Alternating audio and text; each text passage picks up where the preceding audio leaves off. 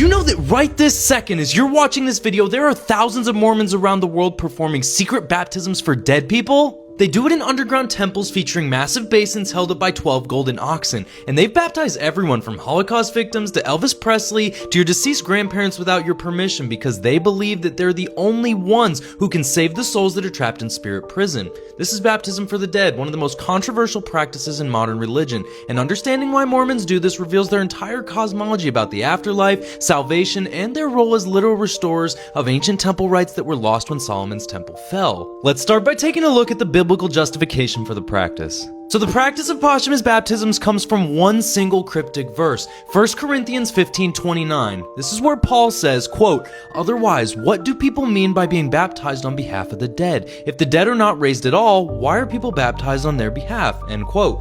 That's it. One mention. Paul never explains it any further. He doesn't endorse or condemn it. He just references it as something that people were doing in Corinth. Now, most Christian denominations ignore this verse or interpret it metaphorically, but Mormons said no. Paul was describing a real practice from early Christianity that got lost, and they restored it as a central temple ordinance. So let's talk more about the temple design that you can see in all these pictures behind me. The baptismal font sits in the basement of every Mormon temple. It's a massive circular basin resting on the backs of 12 life-size oxen that are cast in metal or sculpted in stone, and they're arranged in groups of 3 facing the 4 cardinal directions. This design is directly copied from Solomon's temple. 1 Kings 7:23-26 describes the Molten Sea, that's the name of the basin, a huge bronze basin supported by 12 oxen used for ritual washing by priests. 3 oxen face north, 3 face south, 3 face east, and 3 face west. Now the Mormons recreated this exactly. The 12 oxen represent the 12 tribes of Israel, and the circular basin symbolizes eternity with no beginning and no end.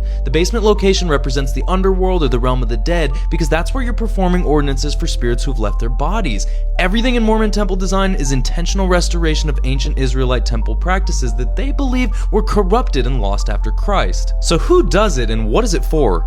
Well, living Mormons perform the baptisms as proxies for the dead. You dress in white temple clothing, enter the font, and a priest baptizes you while speaking the name of a deceased person, saying something like, "Brother Smith, having been commissioned of Jesus Christ, I baptize you for and in behalf of," the dead person's name, "who is dead, in the name of the Father, and of the Son, and of the Holy Ghost." End quote. You're not getting rebaptized, you're standing in for someone who died without receiving Mormon baptism. The ritual transfers to them in the spirit world. So, who's it for? Well, initially, it was only for dead ancestors. Mormons do genealogy research specifically to identify family members who died without the gospel so that they can be baptized. Now, this is why Mormons are obsessed with family history and built the world's largest genealogical database.